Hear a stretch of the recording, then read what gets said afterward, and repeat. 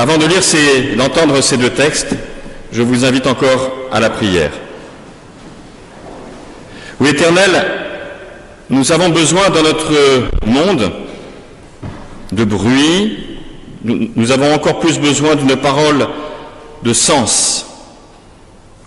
Mais peut-être aussi que dans le silence de nos vies, nous avons besoin de te rencontrer et d'entendre mieux cette petite parole, la tienne.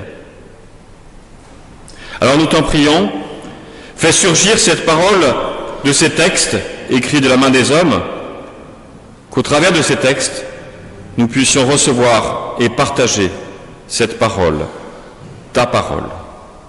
Amen.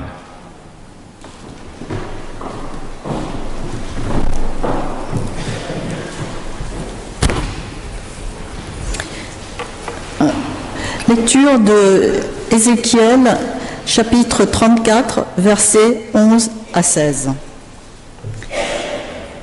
Car ainsi parle le Seigneur l'Éternel. Voici, j'aurai soin moi-même de mes brebis et j'en ferai la revue.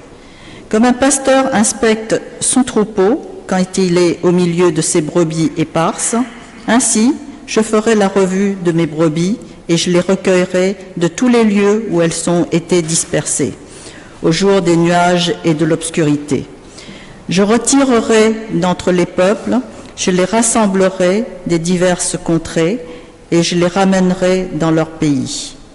Je les ferai paître sur les montagnes d'Israël, le long des ruisseaux et dans tous les lieux habités du pays.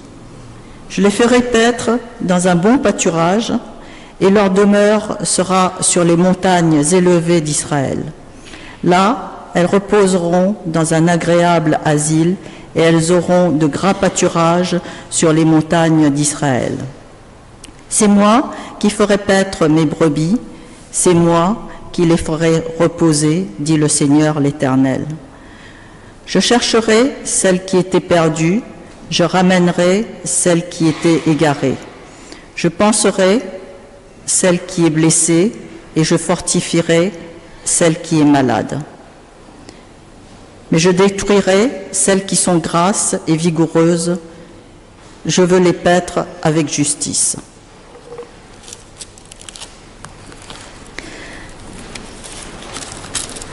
La deuxième lecture se trouve à Jean, chapitre 10, versets 1 à 6. En vérité, je vous le dis, celui qui n'entre pas par la porte dans la bergerie, mais qui y monte par ailleurs, est un voleur et un brigand. Car celui qui entre par la porte est le berger des brebis. Le portier lui ouvre, et les brebis entendent sa voix. Il appelle par leur nom les brebis qui lui appartiennent, et il les conduit dehors. Lorsqu'il a fait sortir toutes ses propres brebis, il marche devant elles. Et les brebis le suivent parce qu'elles connaissent sa voix.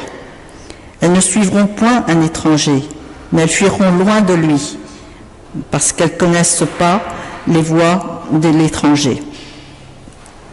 Jésus leur dit cette parabole, mais ils ne comprirent pas de quoi il leur parlait. Jésus leur dit encore, en vérité, je vous le dis, je suis la porte des brebis. Tous ceux qui sont venus avant moi sont des voleurs et des brigands, mais les brebis ne les ont point écoutés. Je suis la porte, si quelqu'un entre par moi, il sera sauvé, il entrera et sortira et y trouvera les pâturages. Le voleur ne vient que pour dérober, égorger et détruire. Moi je suis venu afin que les brebis aient la vie et qu'elles soient dans l'abondance. Seigneur, ta parole est vérité, sanctifie-nous par ta vérité. Amen.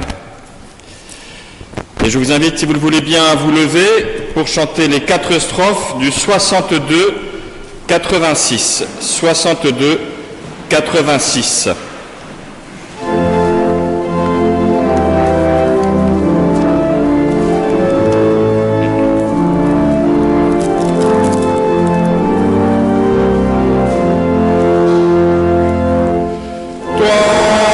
Lève-toi,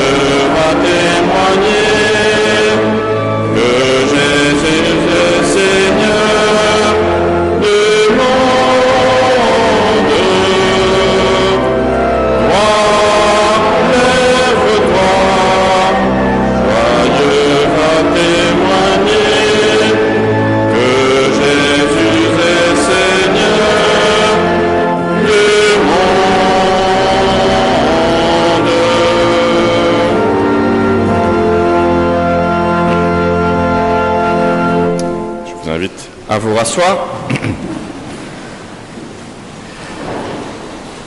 À première lecture, je trouve que cet évangile est incompatible avec notre protestantisme. Devrions-nous alors en demander, mais à qui, la suppression de ce texte?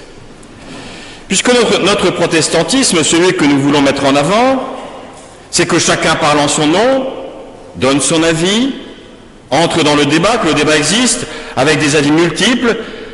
Nous n'aimons pas, et quand je dis nous n'aimons pas, nous détestons l'idée d'un chef, d'un berger, dont nous serions les moutons grégaires et suiveurs sages. Nous cultivons même nos diversités, et même parfois, j'allais dire, dans un mauvais esprit d'anticatholicisme primaire, nous sommes presque gênés de dire du bien du pape actuel. C'est pourtant bien ce qu'il fait et ce qu'il dit souvent. Mais cela nous dérange parce que nous n'aimons pas la papauté. Nous n'aimons pas les bergers, nous n'aimons pas les chefs, nous n'aimons pas suivre. Nous cultivons nos diversités, nos différences, et quand notre Église ou la fédération protestante prennent des positions sur la société, nous aimons dire haut et fort que nous ne sommes surtout pas d'accord avec ce qu'ils ont dit. Et s'ils avaient dit le contraire, on n'aurait pas été d'accord non plus d'ailleurs. Nous cultivons le paradoxe. Tout cela, nous l'aimons parce que cela fait partie de notre compréhension même de la religion. Pour nous, la religion, ce n'est pas l'opium du peuple, ce n'est pas une aliénation, c'est l'expression d'une liberté fondamentale, d'une conscience et d'une expérience personnelle, intime. Pour nous, la religion, ce n'est pas non plus une appartenance sociale, ethnique, culturelle. L'Église n'est pas un club fermé, elle est une assemblée ouverte avec une libre adhésion où chacun, chacune apporte ce qu'il est.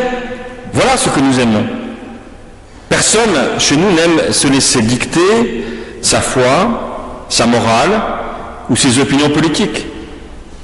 Et voilà que ce texte nous parle d'un berger dont nous serions par conséquence les moutons. C'est vrai qu'il a mauvaise presse, le mouton, surtout sans doute depuis que Rabelais a donné un nom à leur instinct en faisant jeter un mouton à l'eau par Panurge et que les autres, bêtement, ont suivi. Alors serions-nous vraiment, selon cet évangile, devrions-nous être des moutons de Panurge? Peut-être que certains responsables religieux en rêveraient. Uniformité de la pensée, de la pratique, vérité qui s'impose d'en haut, sans débat. Et ça, c'est la tentation dans toutes les religions, dans toutes les églises, y compris la nôtre. Alors, ici à Batignolles, nous n'aimons pas être des moutons de Panurge. Explorons néanmoins quand même ce symbole du berger et des brebis avant de l'évacuer aussi vite. D'où vient ce symbole du berger? Il existe, il est très développé d'ailleurs dans ce qu'on appelle la littérature intertestamentaire, c'est-à-dire toute cette littérature juive qui se situe entre l'Ancien Testament et notre Nouveau Testament. Et cette littérature nourrit les textes des évangiles, nourrit la pensée de Jésus, nourrit ce qu'il dit, mais cette symbolique du berger est enracinée dans une tradition bien plus ancienne. Vous connaissez tous, quasiment peut-être par cœur même, le psaume 23, « Le Seigneur est mon berger », qui nous donne une vision générale du royaume, avec des verts pâturages, qui sont d'ailleurs repris dans l'Évangile au moment de la multiplication des pains. Dans les psaumes, et dans le psaume 23 en particulier, le berger, c'est la confiance d'un avenir personnel. Le Seigneur est mon berger. Ça ne veut pas dire qu'il m'appartient, mais ça veut dire qu'il est en relation intime avec moi. Et qu'il y a une destinée personnelle. Et c'est peut-être d'ailleurs là une des différences fondamentales avec nos amis des religions orientales, pour qui il y a une destinée commune pour tout le monde, alors que pour nous, chrétiens, juifs et musulmans, eh bien, il y a une destinée singulière pour chacune, pour chacun. Le Seigneur est mon berger. Il existe un au-delà de chaque vie dans les mains de Dieu, mais un au-delà personnel, personnalisé. Alors bien sûr, c'est une symbolique de l'amour, mais comme je le dis souvent, l'amour est très galvaudé, surtout avec le français qui n'a qu'un seul verbe pour dire aimer sa femme, aimer Dieu, aimer le foie gras ou le whisky. Bref, ce mot est galvaudé. Alors à chaque fois qu'on parle d'amour, on ne parle de pas grand-chose. Et pourtant, chaque fois qu'il est question du berger, il est question d'amour de Dieu. Mais cet amour de Dieu, c'est justement une immense responsabilité, car c'est un amour qui accompagne chacun, le Seigneur est mon berger, dans son propre chemin. Et dans l'évangile de Jean, Jésus reprend ces mots et dit « Je connais mes brebis et elles me connaissent ». Il y a donc une relation, là encore une fois, singulière, personnelle, personnalisée. Le Dieu de la Bible est un Dieu qui ne vous lâche pas, même s'il vous laisse fondamentalement libre. C'est une présence discrète. C'est une autorité au sens étymologique du mot autorité, c'est-à-dire rendre l'autre auteur de sa propre vie.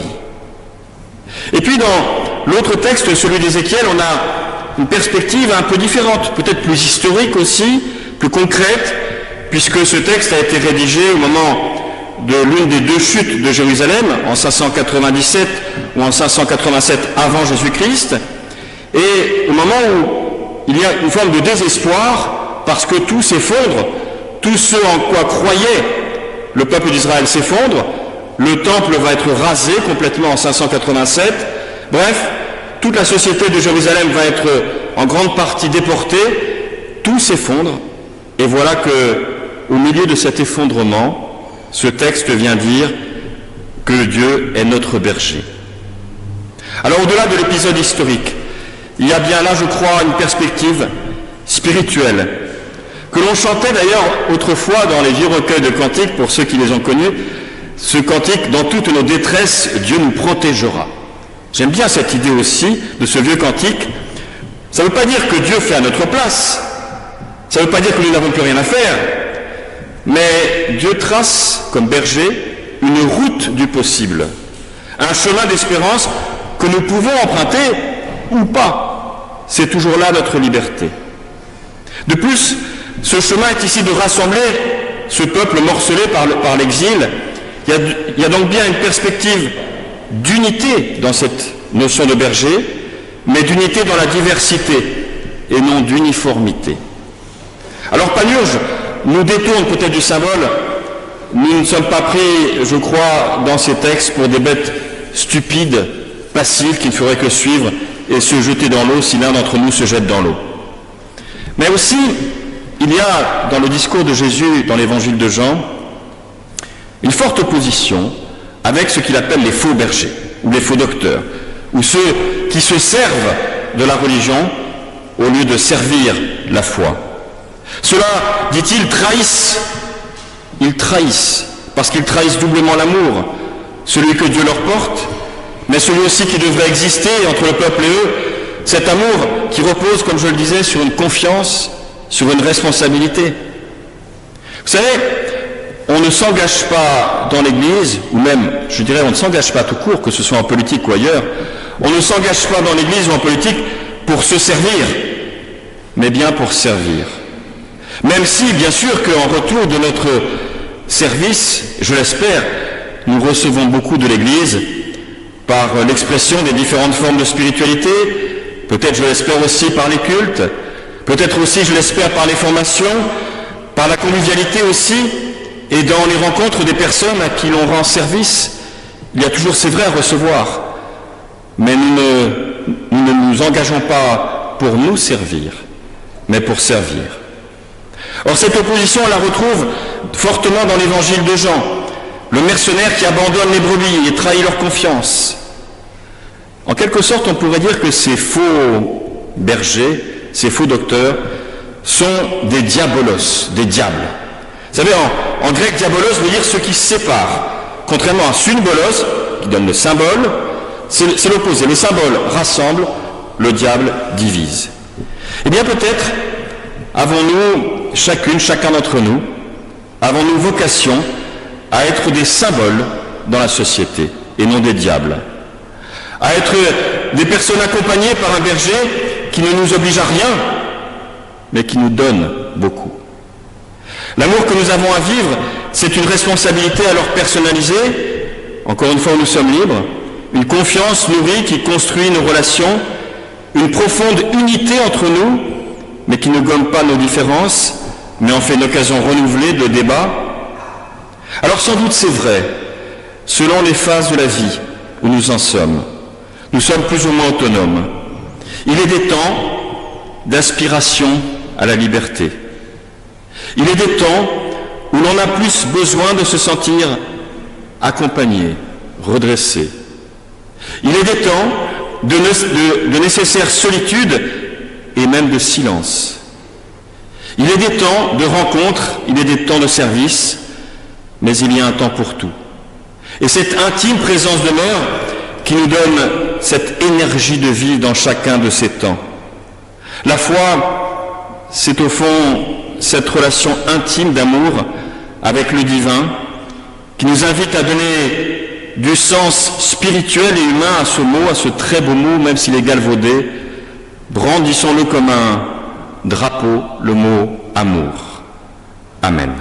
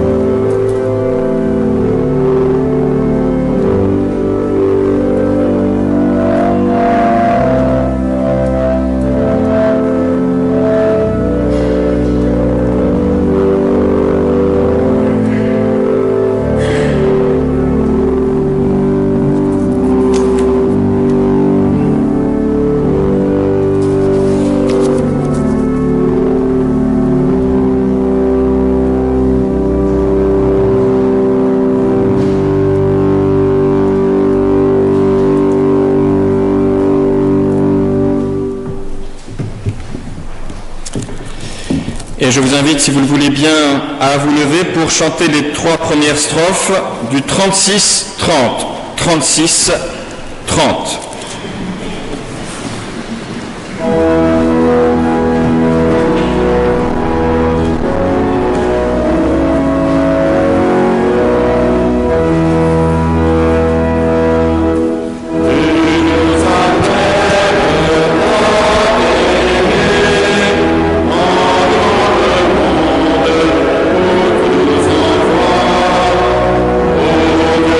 Fidèle,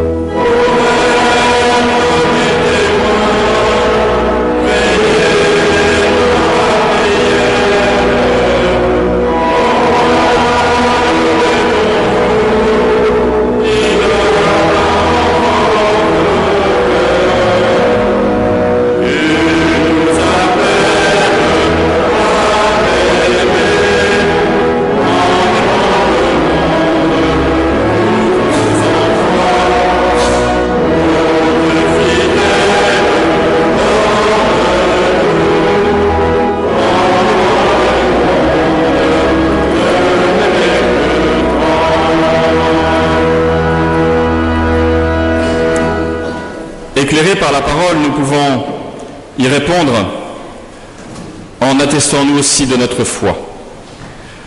Je crois en Dieu, malgré les aléas de la vie, je crois qu'il nous accompagne et nous donne l'énergie de demain. Il prend pour nous le visage d'un père ou d'une mère. Il est dynamisme créateur, recréateur. Je crois dans le Christ Jésus, qui est l'incarnation de cette présence. Au travers des rencontres de Jésus dans les récits des évangiles, je crois que Dieu nous accueille toutes et tous, sans condition. Au travers de sa passion, je crois que Dieu a fait le choix de l'être humain en lui donnant son amour total. Je crois au Dieu qui est esprit. Malgré les aléas de l'histoire humaine des religions, je crois qu'il guide son Église invisible au travers de nos églises visibles. De nos différences, il fait une fraternité. Je crois que son royaume est notre commune espérance. Amen.